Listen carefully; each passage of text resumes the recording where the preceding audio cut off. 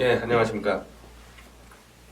오늘 그 JTBC 태블릿 PC 조작 보도 관련해서 좀 짧게 지금 방통심의가 아주 긴박하게 돌아가니까 좀 소식을 전해드리겠습니다. 여기에 대해서는요, 정미용 대표의 TMJ 진정방송에서 제가 1시간가량 이 화면까지 보여주면서 좀 제대로 설명해 놓은 게 있어요.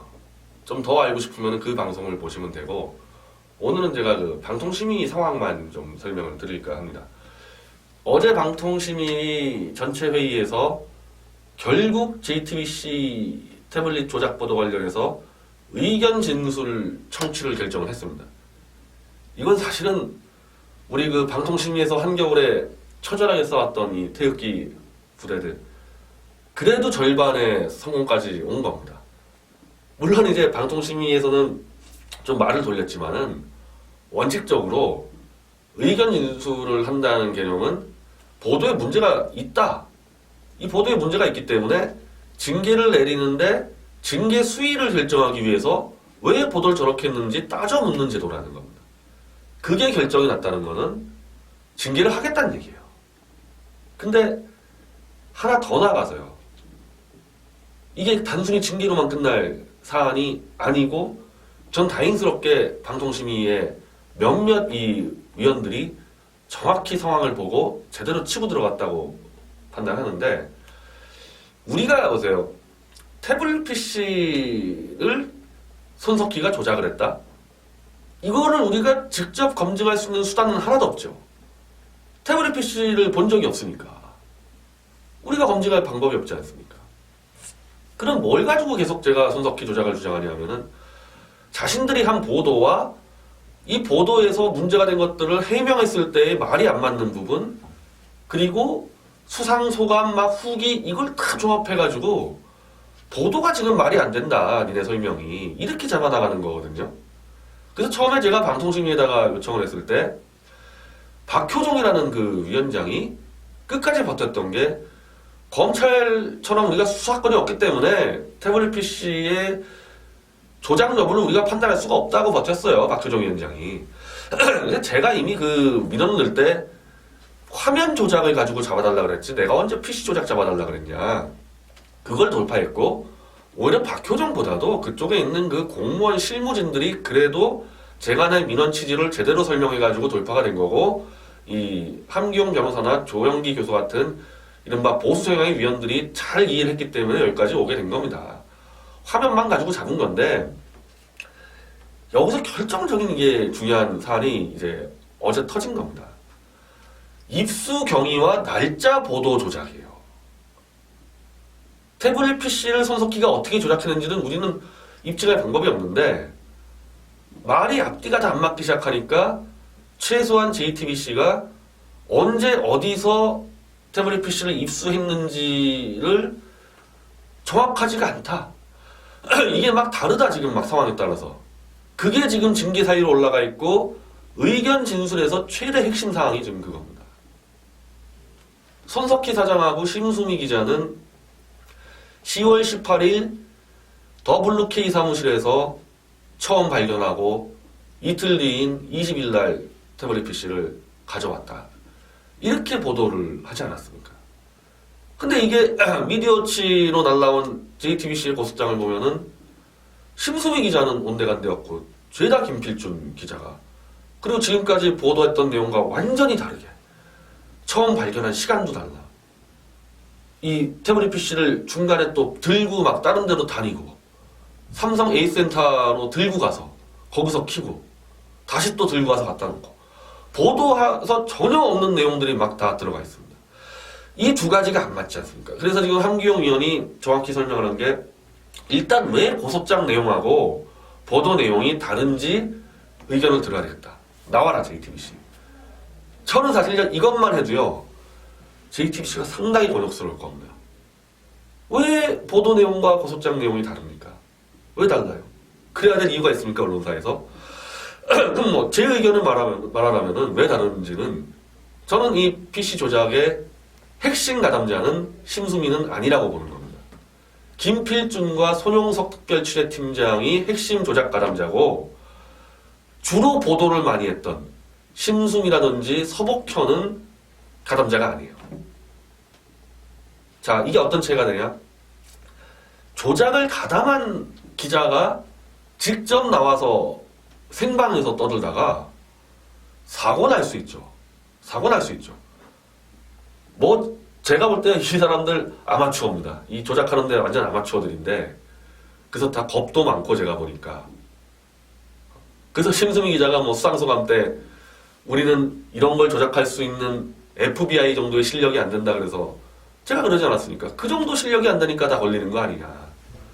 PC를 제가 보지도 않고 화면만 보고도 조작을 다 잡고 있는데 이게 얼마나 아마추어예요.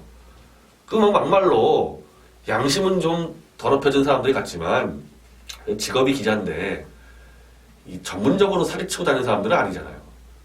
그러니까 이런 아마추어가 조작을 하다가 갑자기 방송에 나와서 생방에 나와서 그럼 다 거짓말을 해야 돼요. 다 거짓말을 그냥. 그 김필중 기자 제가 알기로는 20대 후반 정도 밖에 안 되는 사람인데 손석희 사장 입장 생각해보세요. 겁나죠. 조작을 가담한 기자가 나와서 녹화도 아닌 생방으로 떠들다가 실수하면 끝나지 않습니까? 김필중 기자가 못 나가는 겁니다. 방송에. 그 심수민 기자? 심수민 기자는 부담이 없죠. 데스크에서 야야 이거 다 우리가 이렇게 했으니까 네가 가서 브리핑만 해. 조작을 가담 안 했어요. 그래? 써준 대로 읽어. 난 죄가 없어. 원래 이 큰 범죄 조직들 같은 경우는 다 마찬가지인데 이 범죄를 좀 나눠서 가져갑니다. 나눠서 가져가서 개개인들은 내가 범죄에 참여하고 있다는 걸 몰라요. 죄책감 없이 수행합니다. 심수미 기자?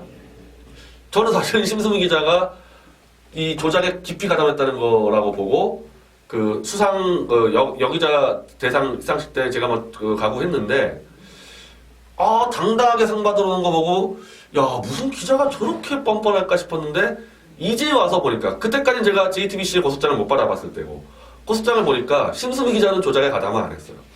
그러니까 당당히 상 받는 겁니다. 그런 식으로 판을 짜놓은 거예요 이게.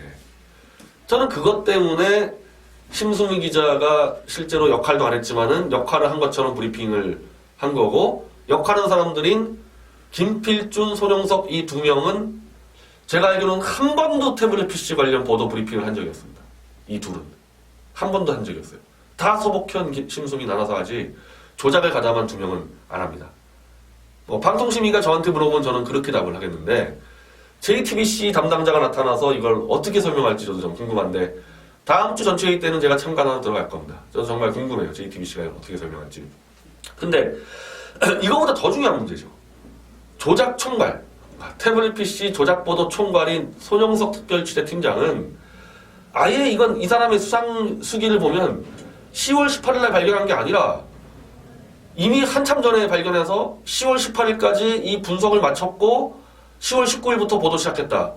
이런 수상소감과 취재 후기를 한 군데도 아닌 여러 군데다가 민원연 수상소감, 기자협회 수상소감, 방송기자연합회 수상소감 다 떠들었어요.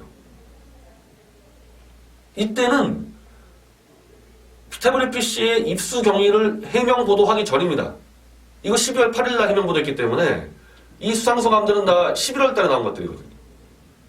자, 누가 맞을까요? 손영석 팀장이 맞죠.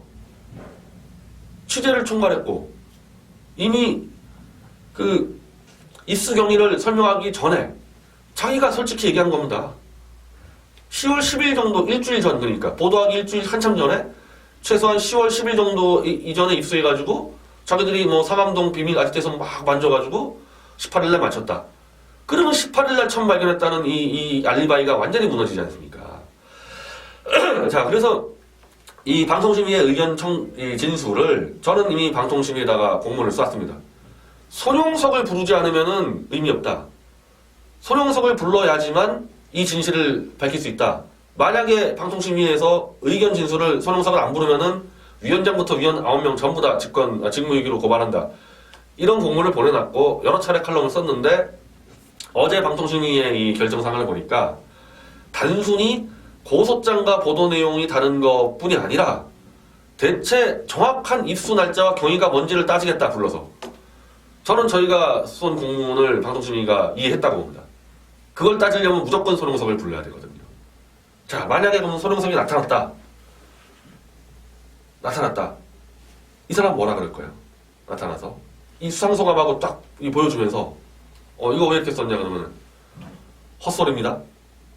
헛소리했습니다. 이상하죠?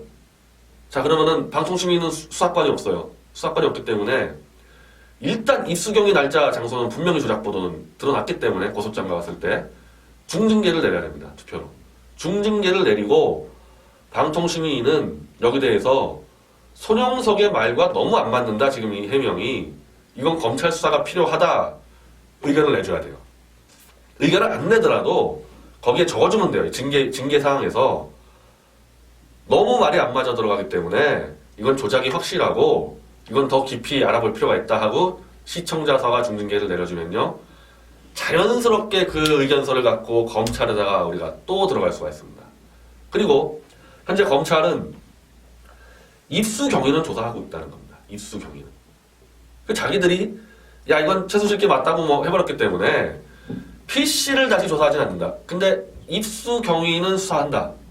왜? 고영태가 자꾸 자기가 아니라 그러니까 저는 검찰도 이걸로 빠져나갈 수 있다고 봅니다. 검찰도 입수 경위와 날짜를 이제 수사하다 보면요. 다 드러나죠. 다 드러나면서 그간에 검찰이 같이 뭐 손잡은 거 다 제껴버리고 JTBC가 그냥 다 속였다 우리를 검찰 입장에서는 이 조사해 보니까 이거는 처음부터 더블루키에서 받은 게 아니고 누구로부터 받았고 다 수사할 수 있습니다. 그리고 글쎄요 이미 탄핵까지 끝났는데 뭐 검찰이 JTBC를 봐줄 이유가 있습니까? 검찰 입장에서 저는 그래서 검찰이 입수경위 수사는 뭐 충분히 제대로 할 수 있다고 보고 그걸 방통심의에서 어떻게 보면은 먼저 짚어주는 거죠. 그래서 그렇게 꽁꽁꽁꽁 숨겨둔 태블릿 PC 도저히 우리가 진실 밝힐 거 없을 것 같지만은 바로 입수경위 날짜 조작 여기서 방통심의의 제재와 검찰의 수사로 충분히 이 절반의 진실을 5월 9일 대선 전까지도 충분히 나올 수 있는 지금 스케줄이에요. 제가 아까 앞서 방송에서 그랬는데 우리가 대선에서 이기는 길은 이 길밖에 없는 겁니다. 사기 탄핵의 진실을 뭐 하나라도 조금이라도 더 드러내는 거 대선 전에 밝히는 거 저는 그 중에 태블릿 PC도 하나의 충분한 이슈가 될 수 있다고 생각합니다. 네, 감사합니다.